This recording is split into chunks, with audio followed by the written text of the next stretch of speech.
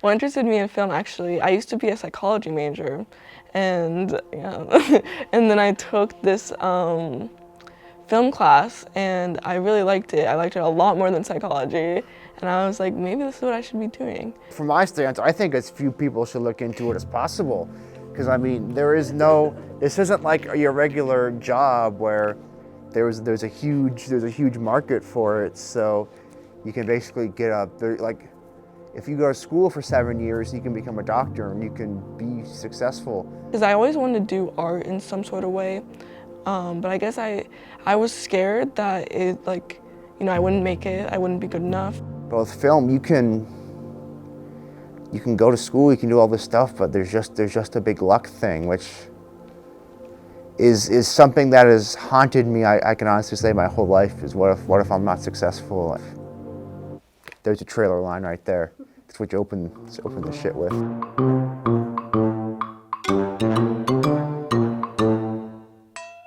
It's been a great shooting day. No one's taking a nap. Audrey! Oh my Don't god! touch me!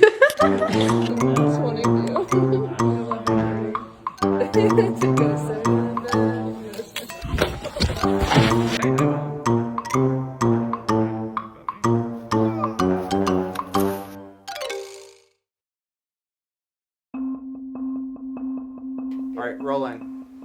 Maine Mayhem is a film festival where students from SMCC can submit their films and get exposed for some of us for the first time.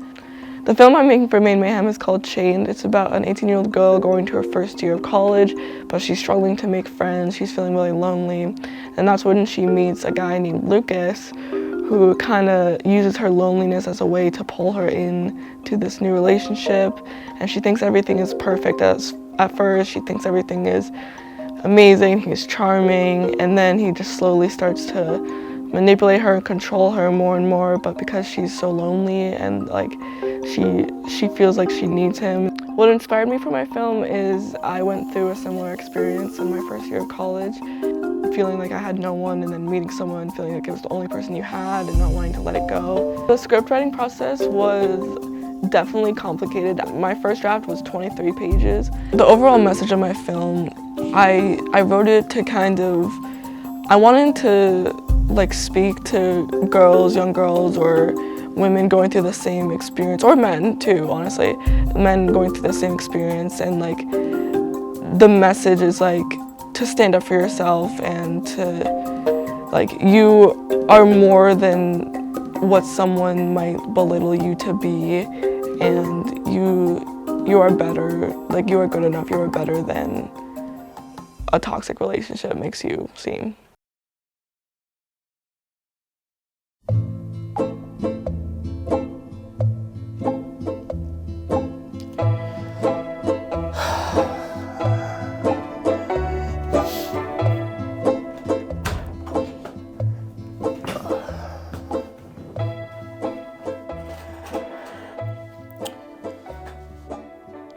Hello, my name is Nolan, and I am currently a student at SMCC, and I am currently involved in the Maine Mayhem Film Festival. A little bit of behind the scenes movie magic for y'all. So right now I'm filming an insert shot, and there's going to be blood dripping onto the leaves near his boot. Not on his boot, because these are my brothers, and he doesn't know I'm using them, but it's all okay. And we're not even in a forest, we're in my garage, so yeah, I hope this turns out okay. Film is something that I've wanted to do forever. One of my first memories of film is when I was in preschool. We had this fake boat on the playground, and I have a very distinct memory of in my head, imagining that all of us were on the boat lined up, and it was a movie poster. So of course I'm right up on the bow, and depending on how important the other kids were to my story, they'd be further out, like side and tertiary characters. Looks all right, right?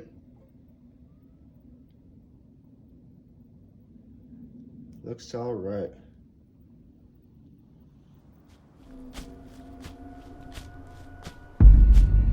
When I had you, I could have made you into something. But you had to make a sacrifice. The film I am making is called Killer Instinct. It is about a veteran by the name of Paul who, while tromping around in the woods, accidentally takes LSD and hallucinates that he is seeing his former superior officer by the name of Sergeant Stockman, a man who died in service, and Paul believes that he is responsible for Stockman's death. Most film students have a chip on their shoulder, but me, I got a stake on my shoulder. Yeah, I ran out of time, and I don't have any money for special effects, even as simple as spray foam, so I went to the grocery store, got myself a nice piece of meat.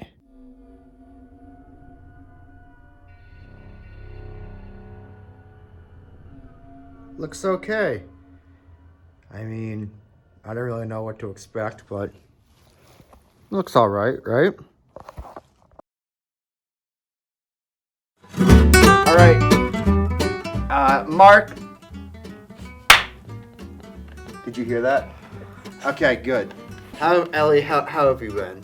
I've been okay. Mentally, been so good. Nothing's going wrong at all. Ellie, how was your proof? How hard was it to film? Filming my proof was more difficult than I thought it was gonna be. I put like an hour for setup in the schedule, but it ended up being like 3 hours because there was things that were broken and things that weren't working. Ellie, what's going on? So, our camera's audio jack does not work. So now we're not getting audio at all. Or we are getting audio, but we can't hear it, so we don't know if it's good or not. It's also 7:13, and we have one take so far. I mean, your shoot It was long. was nice and contained. Mm-hmm. Do we have to talk about the audio now? Oh my gosh. Yeah, the audio was a big issue because the headphone jack on the camera was like outwards, broken, not working. Mm-hmm. Yeah. And so we couldn't track the audio the whole time. We just had to hope that it sounded good. Yeah. It ended up sounding pretty fine, but it was hard not knowing. What's the situation? We got the headphones. We have Work study. There you go. I did. we have the headphones. Did they not give you one? I thought the headphones were the issue, like audio-wise. I thought just the headphones weren't working. So I ran to work study because I really wanted, we were very behind, so I wanted to get it done. So I ran to work study in my slippers. And you know how like when you're in slippers, you don't want them to fall off, so you like are like kind of tighten your legs or whatever. Toes, like you grip your toes around them. Yeah, so that's what I did. And then literally the next 5 days, my calves were in pain. Yeah, I also had issues with audio because I couldn't use the camera I wanted to, which is the FX6, so I had to use a C70, which is brand new. Yeah. Work study kind of threw me a curveball. They gave me a new camera, which I've never had any access with. I don't think anyone has. I think I'm the first one using this. It does not have any XLR ports. Awesome. So I asked for a Zoom recorder, but the Zoom recorder they gave me doesn't have an SD card in it.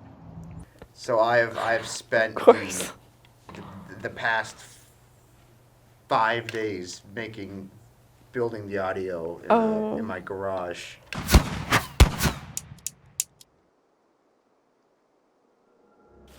Now, I'm going to help you out. We're going to pick up where we left off, making our country a better place.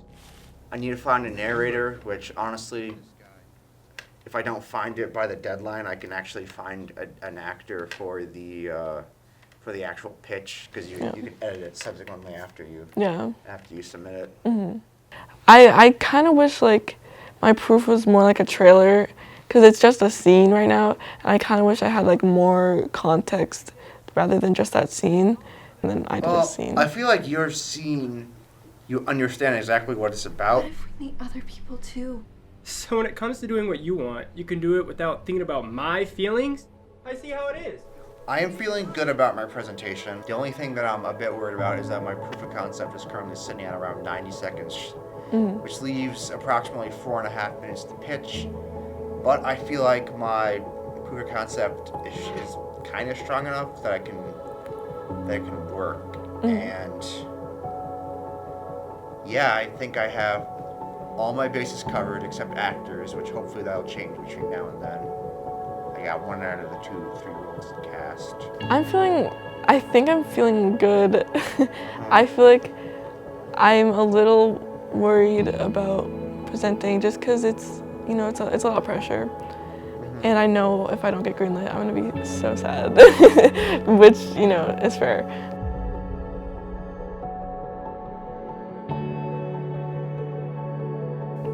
All right. Yeah! You think that's good?